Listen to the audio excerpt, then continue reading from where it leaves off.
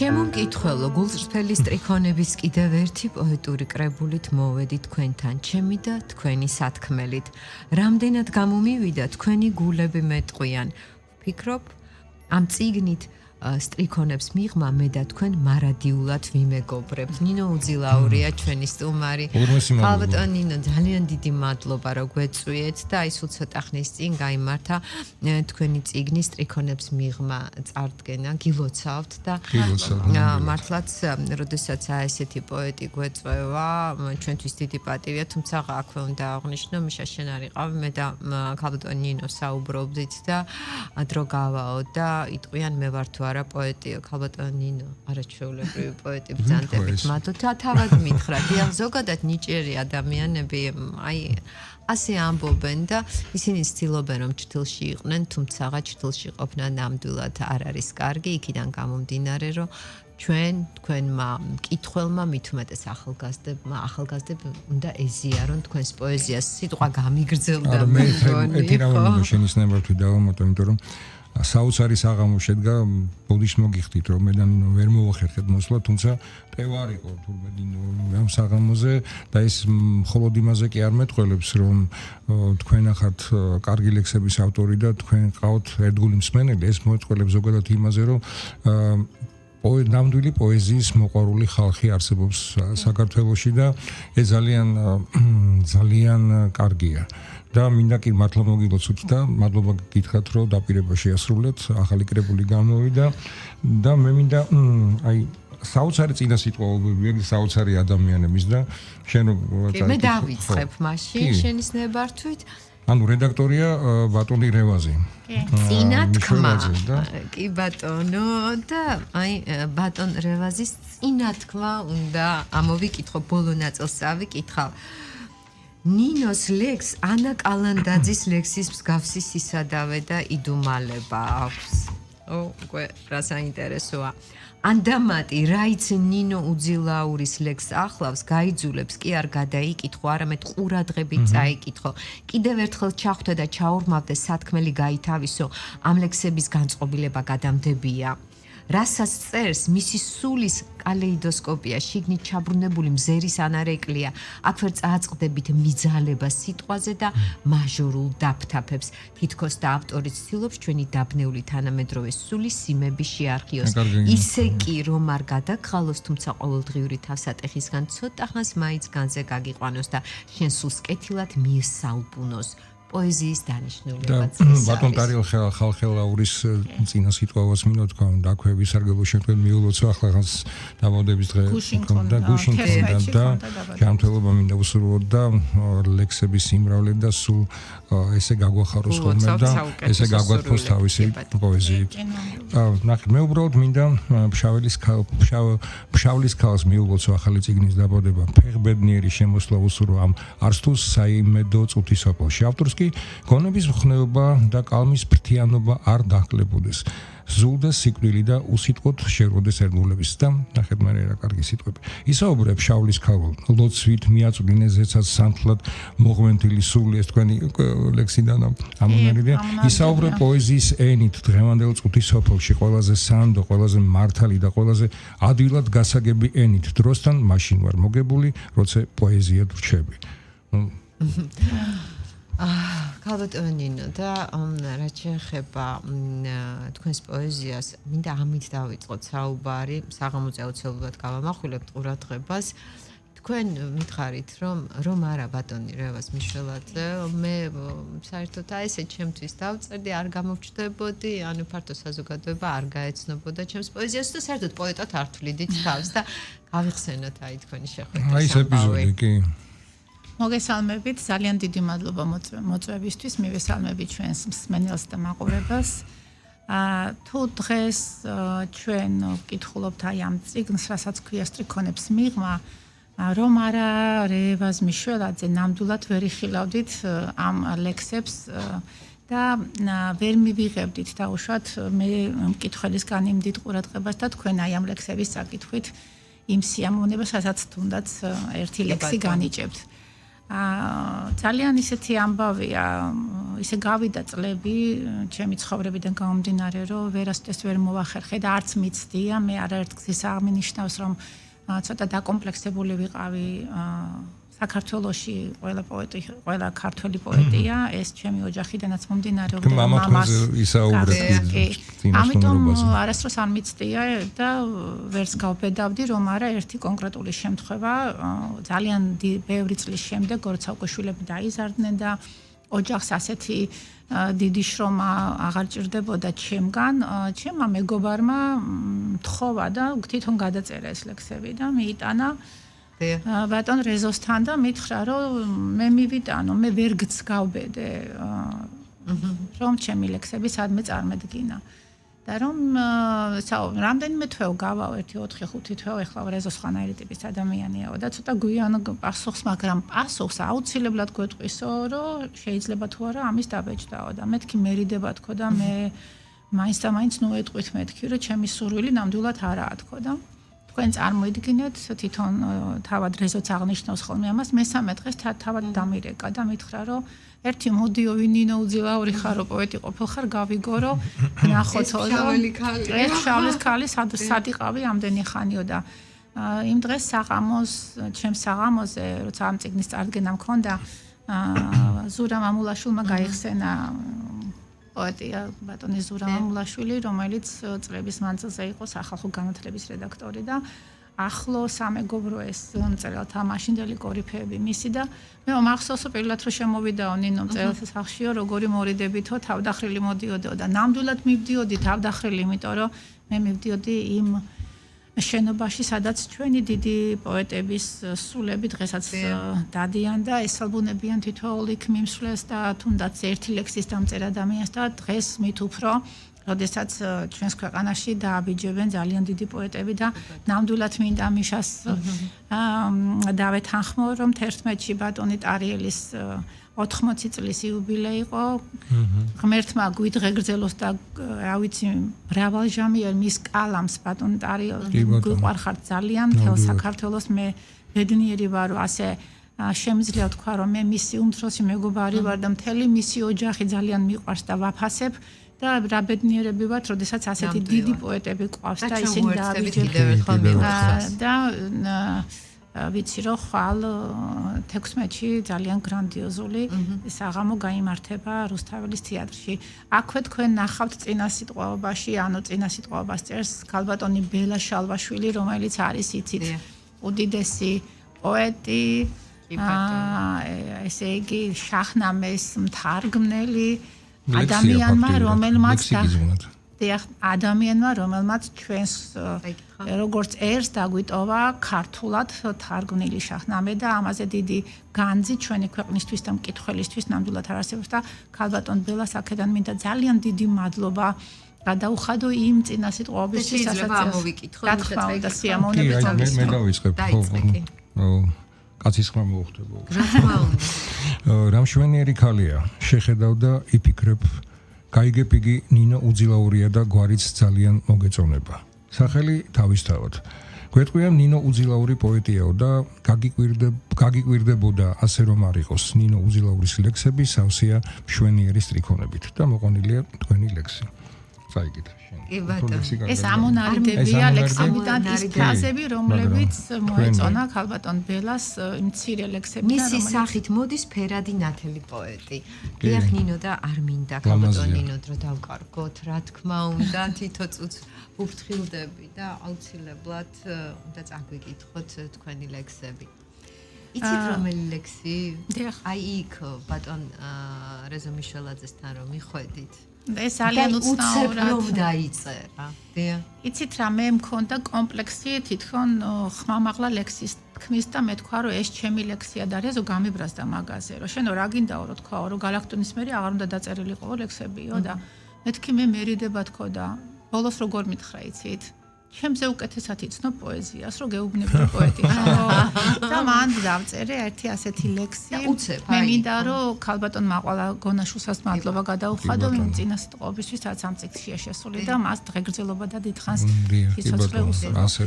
და დავწერე ესეთი ლექსი, რომელიც მე მგონი არ ვიცი ამ წიგნში, იმიტომ რომ ეს მეხუთე კრებულია, როგორც იცით და ყველა ლექსი, ანუ უფრო ახალი ლექსებია შესული, რამდენიმე ძველი ლექსია გამეორებული, რომლებსაც გვერდი ვერ აუარე მე თვითონ, იმიტომ რომ კითხვას ძალიან უყვარს ეს ლექსები და დავწერე ასეთი ლექსი. ახლა როცა ამ სტრიქონს წერ გალაქტიონს დავესწრეს ფრაზა. ახლა როცა ამ სტრიქონს წერ გალაქტიონს მორცხვად ახლა როცა ამ სტრიქონს წერ გალაქტიონს ლანდად ვხედავ, ეფერება ლომურ წვერს და ლექსის წერას ვეღარ ვბედავ. თის კიდობზე დიდილიას დაუნთია კელაპტარი რომ დამოძღროს ერი მისი ჩემი ლექსი ჯერ არც არის თისკენ მირბის ფშავლის თვალი ვაჟაშვილის ნუქს ეფერება დაჭრილ არწივს კლავ მალამოდ მისი ლექსი ეფინება დააკაკის ჩემ ჩონგურის ტკბილ ხმაზით რომ მეღიმბება ცას ზურმუხს და ფირუზ ზეცას მისი ლექსით ეღვიძება გრიშაშვილს და ლეონიძეს კიდევ მრავალს მთაწმინდაზე დასამოძღვრად რაც მოგვიწვნეს მიტომს წინავთ წმინდაზე ბუნება ქართველისა ლექსად მოდის ნაუბარი სიყვავლით გული რომ ძგეს რითში დგება საუბარი ახლა როცა ამ სტრიქოს წერ გული მორცხვად მეკუმშება ლექსის იქით მეც ვეღარ გრძნობ ძლებ გრძნობაც ლექსით მეუფლება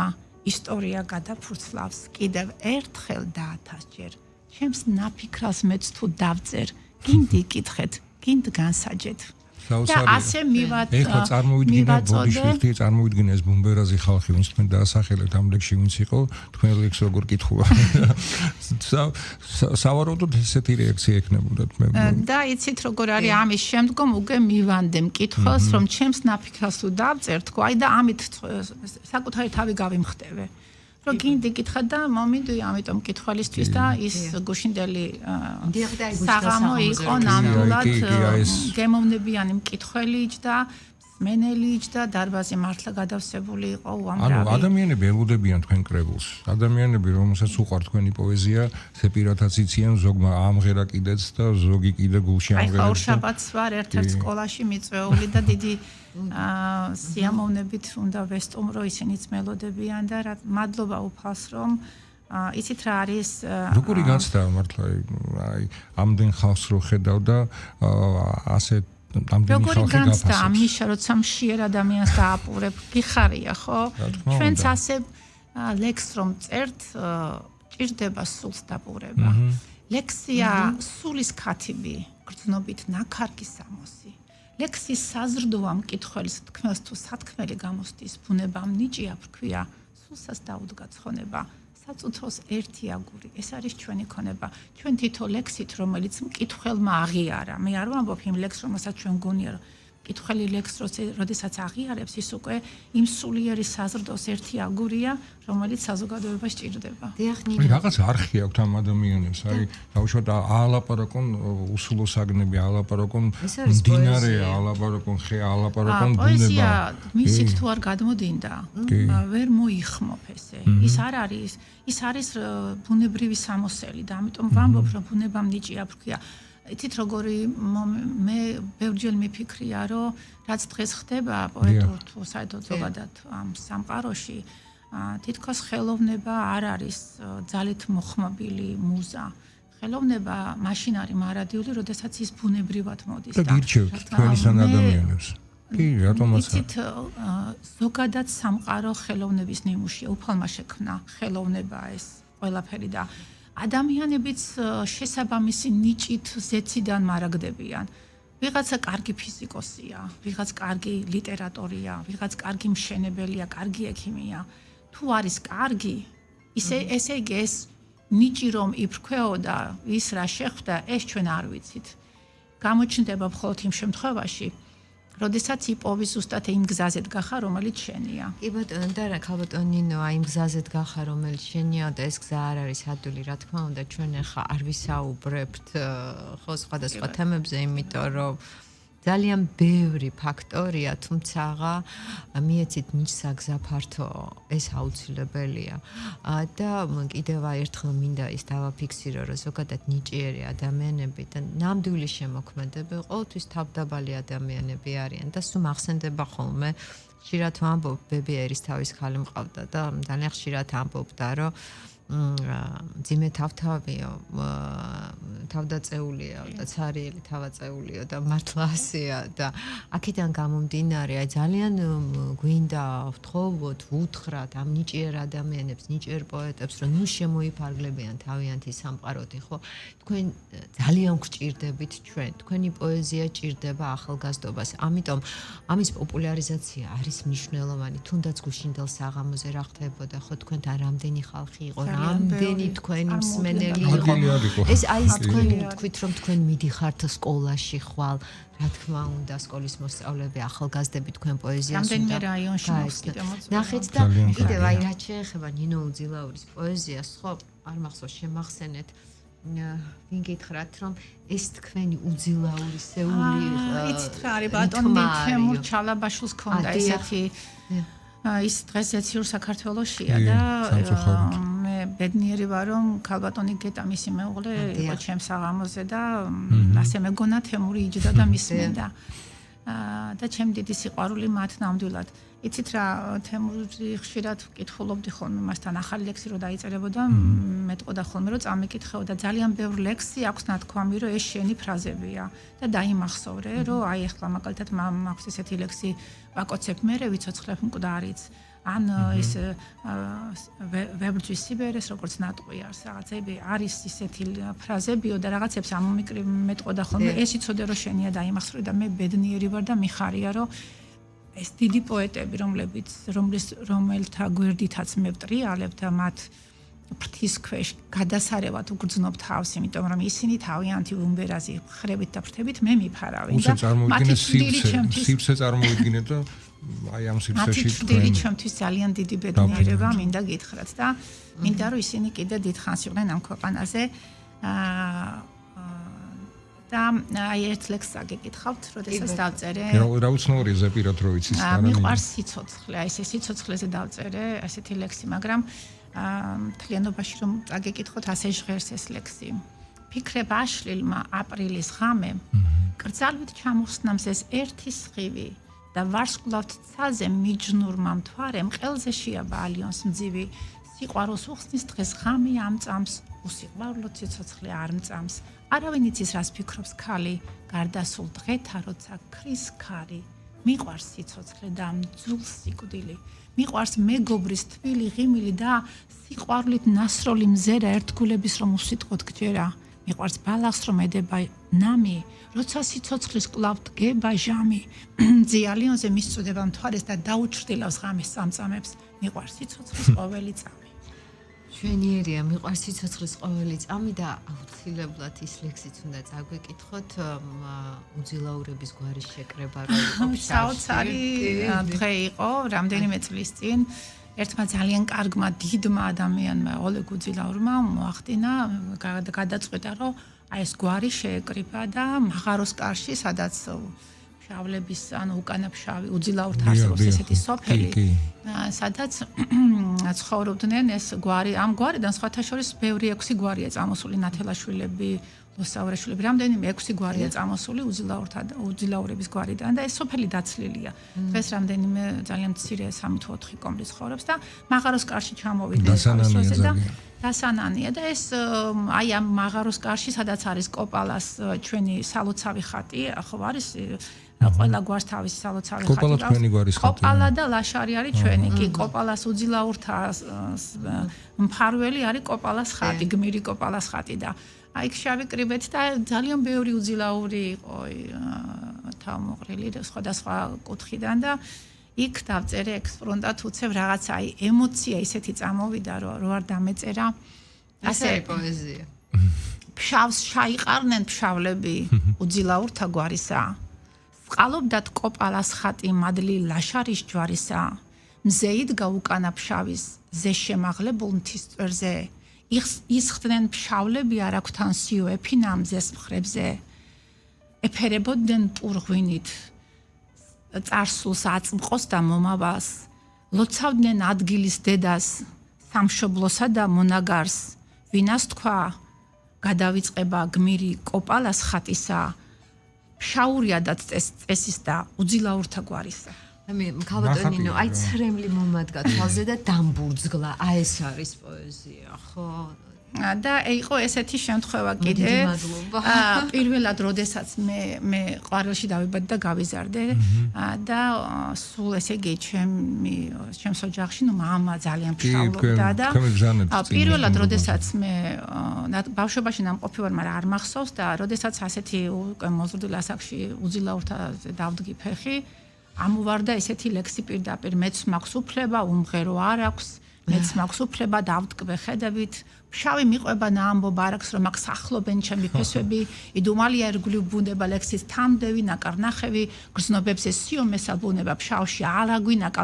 ნაკალმახევი და ნახეთ ეს ლექსი დავდე Facebook გვერდზე და ფოტო გადავიღე ფშავის არაგვი ხო არის ესეთი წარწერა და ცოტა ხანში SMS შეტყობინებები მომდის ჩემი ხევსური მეგობრებისგან რომ ეს უძილაურის ქალი რომ დამდგარხარო და ეს არაგვი რომ მიისაკუთრე ეს რანაირი ამბავია უკაცო ხევსურების რა არ არის არაგვიო და მე ვთხარი მე სადაც ვიყავ იქ დავწერე თქო და ხო და ეხლაო წამოხვალო და ხევსურეთზე დაგვიწერ ლექსი ეს რა თქმა უნდა მეგობრული შარჟი ანუ მეგობრული გასაუბრება იყო და წავედით გარკვეული დროის მერე ერთი კვირის შუალედში წავედით ხევსურეთში და ახლა როგორია იქ არის სამზადის იცით ხო გასვლა უცხდება მეგობრები რაღაც წვალი იწვება იქ რაღაცა ცეცხლბრიალებს და ეხლაო შენო ლექს დაწერო და ჩვენ მანამდეო სანამ სუფთა გამზადებაო და ესე იგი ნინო და მიშა წარმოვიდგინეთ რომ ძალიან გამიჭირდა ლექსის დაწერა ესე იგი დავწერ გადავშლი და ვერ სადღაც პირველ საათზე უკვე იქ ვიყავით და საღამოს 5 საათია თუ 4 საათია ნუ ლექსი არ არის ფაქტიურად ხო ესე შეკვეთით დაწერა როგორია სად არის ლექსიო და ბოლოს ნუ რა ვიცი ეთყობა მუზა უფალს შევეცოდე და მუზა წამოვიდე და დავწერე ესეთი ლექსი ხევსურეთს ჩავყევ მზის სხივებს გზა გასაყარზე არ აქვს თან ვკრებდი ყვავილებს მთის მძივებს არც ტყე ბრაზობდა არც ამთა მეცვეზიარი ამხარის ძნელად გასავლელ ბილიკებს ლაღად გავყურებ ხევსურეთს არაგვიც რფობას მიპირებს მათრობს ბალახთა სურნელი თამხრებზე მზის სხივს მიიწევს მე სიყვარული მცურს თქვენი დაგულიც მთისკენ მიიწევს რა ვიცით რა გამახსენდა თქვენი ნათქვამი რომ საქართველოს თვითონ ლექსია უბრალოდ საკითხვა უნდა ანუ მსგავსი რაღაცა ანუ ზუსტად პერიფრას ვერ ვაკეთებ მაგრამ ფაქტობრივად აი როგორი წარმოდგა ანუ არის ადამიანი რომელსაც შეუძლია ეს აიკითხოს და თქვენს ეს იმ ადამიანთან რომ ნებისმიერ კუთხეში არ მიხვიდე და არ დაწერო იმიტომ რომ ყველგან მართლა მთელი საქართველოს ერთი დიდი პოეზია თავისი გეოგრაფიული მდგომარეობით და ადამიანებით კიდე რაც თავარია აი ნებისმიერ კუთხეს თავისი ხიბლი რო გააჩნია და თავისი ფერი და თავისი გერა. ხო და მაგას ვამბობ რომ ლექსი იწერება კი არა, უბრალოდ იქ დაწერილია ყველაფერი და ჩვენ უბრალოდ ფურცოზე გადაგვაქვს და ეს არის. ერთი ლექსი მეც რო წავიკითხო. აუცილებლად უნდა წაიკითხოთ, რა თქმა უნდა, ჩემთვისაც დიდი პატივი. საინგილოში. ეს შევარჩიედი. საინგილოში ქართულად, დღესაც ქართულად მღერიან. სულში ჩამალულ ღვთის რწმენას მხურვალე ლოცვით შველიან ჰერეთის სირძվել მიწაზე